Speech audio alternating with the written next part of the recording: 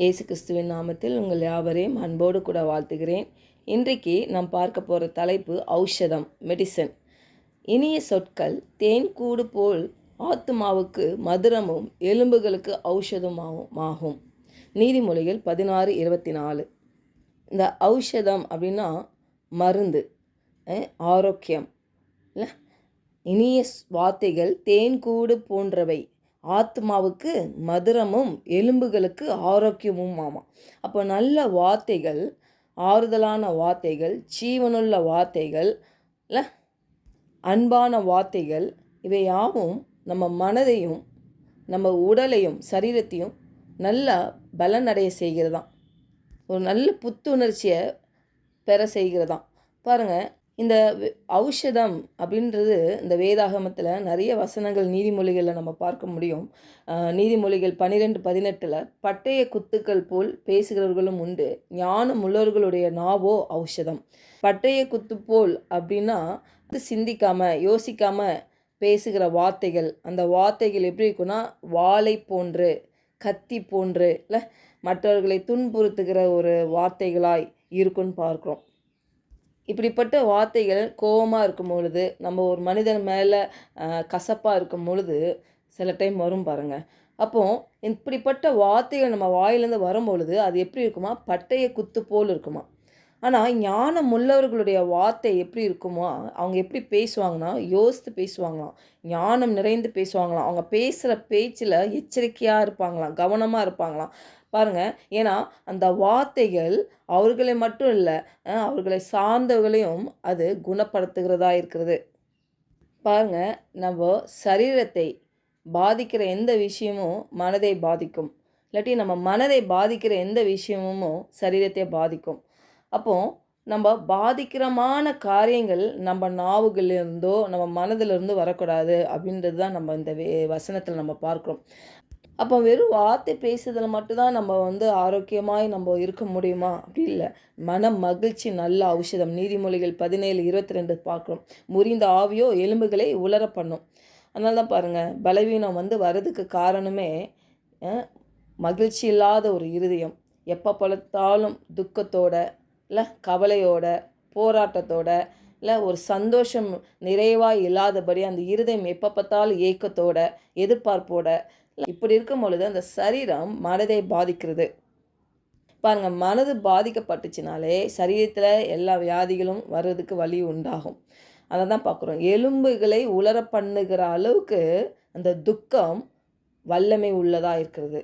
அப்போது மன மகிழ்ச்சி ஒரு நல்ல மருந்து என்று பார்க்குறோம். அப்போது கிறிஸ்துவுக்குள்ளே நம்ம எப்பொழுதும் மன மகிழ்ச்சியாக இருக்க கற்றுக்கொள்ள வேண்டும்.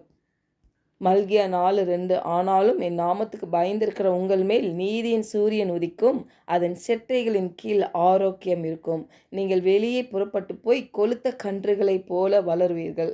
அப்போது அவர் நாமத்துக்கு பயந்திருக்கிற ஒவ்வொரு மனுஷங்க மேலும் அவருடைய நீதியின் சூரியன் உதிக்குமா. பாருங்கள், இந்த நீதியின் சூரியன், இந்த சூரியன் அப்படின்னாலே இருளை மறைத்து வெளிச்சம் கொடுக்கிறது. அப்போது தேவனுடைய பிரசன்னத்தை இங்கே பார்க்குறோம். அவர் அறிந்த ஒவ்வொரு மனுஷனும் அவர் மேலே தேவனுடைய பிரசன்னம் இருக்கும், அவருடைய செட்டைகளின் கீழாக ஆரோக்கியம் இருக்கும். கொளுத்த கன்றுகளைப் போல வளருவீர்கள் என்றால் ஒரு நல்ல ஒரு திருப்தியான வாழ்க்கை வாழுகிறது பற்றி இங்கே பார்க்குறோம். அப்போது அவருடைய செட்டைகளின் கீழ், அவருடைய பிரசன்னத்தின் கீழ் ஆரோக்கியம் இருக்கிறது.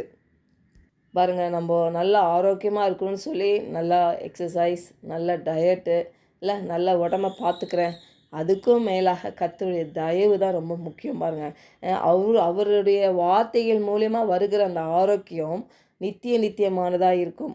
அது பார்த்திங்கன்னா அது டிவைன் ஹீலிங்காக இருக்கும். ஹல்லேலூயா. பாருங்கள், ஒரு டைமில் இதுக்கெலாம் நான் ரொம்ப முக்கியத்துவம் கொடுத்த நாட்கள் உண்டு. ஆனால் அது எனக்கு பரிபூர்ண சுகத்தெல்லாம் எனக்கு கொடுக்கல. பலவீனங்கள் வந்துக்கிட்டே தான் இருந்துச்சு. ஆனால் இன்றைக்கி கர்த்தருடைய வார்த்தையை தியானிக்க ஆரம்பிச்சனோ, அவர் பிரசன்னத்தை நாட ஆரம்பிச்சனோ, வித்தியாசத்தை நான் பார்த்தேன். ஏன்னா கர்த்தருக்குள்ளாக வருகிற மகிழ்ச்சி, கர்த்தருக்குள்ளாக வருகிற அந்த பிரசன்னம், அந்த ஆரோக்கியம், அந்த தெய்வீக சுகம் நிரப்பும் பொழுது நம்ம சரீரத்தை மட்டுமல்ல, நம்ம மனதை புதுப்பிக்கப்படுகிறது இல்லை. ரோமர் 12:2 நம்ம பார்க்குறோம்ல, நம்ம மனது புதுப்பிக்கப்படுகிறது. ஹல்லேலூயா. நம்ம மனது புதுப்பிக்கப்படும் பொழுது நாம் மறுரூபமாக்கப்படுவோம். அப்போது நம்ம வார்த்தைகள் மேலே நம்ம ரொம்ப கவனமாக இருக்க வேண்டும். ஏன்னா வார்த்தை பாருங்கள், நம்ம சரீரத்துக்கும் மனதுக்கும் அது ரொம்ப பாதிக்கிற விஷயமா இருக்கிறது.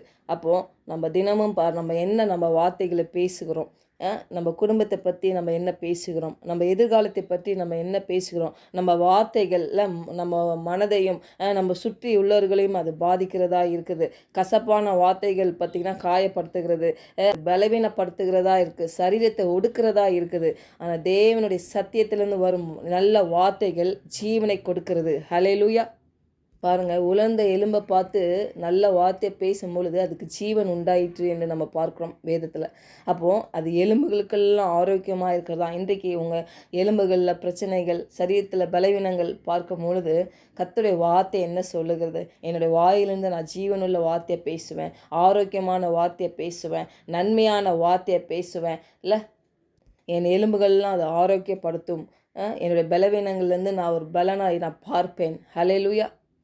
பிரச்சனைகள், போராட்டங்கள், அந்த நேரங்கள் வரும்பொழுது தேவனுடைய வார்த்தையை பேசலாம். இல்லை, நான் கிறிஸ்துக்குள் ஒரு புதிய சிருஷ்டியாக இருக்கிறேன், தேவன் என்னை அற்புதமாய் நடத்துகிறார், அவருடைய கிருபை என் மேல் அளவில்லாமல் இருக்கிறது, அவர் தயவு என்னை ஒரு கேடகம் போல் என்னை சூழ்ந்து கொண்டு இருக்கிறது.